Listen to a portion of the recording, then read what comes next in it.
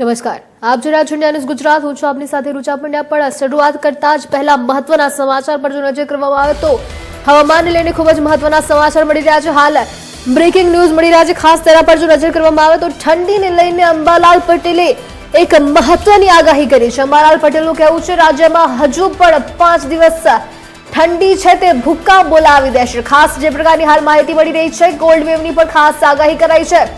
મહત્વના સમાચાર મળી રહ્યા છે. હજુ કહેવામાં આવી રહ્યું છે કે 48 કલાક કોલ્ડ વેવની પણ મહત્વની આગાહી હાલ કરવામાં આવી રહી છે. અંબાલાલ પટેલની મહત્વની આગાહી હાલ સામે આવી રહી છે. 8 ડિગ્રી તાપમાન સાથે નલિયા સૌથી ઠંડુ શહેર બન્યું છે. જી હા, મહત્વના સમાચાર મળી રહ્યા છે. ખાસ તેના પર જો નજર કરવામાં આવે તો ઠંડીને લઈને અંબાલાલ પટેલે મોટી આગાહી કરી છે. ખાસ રાજ્યમાં 5 દિવસ ભૂકા બોલાવશે ઠંડી.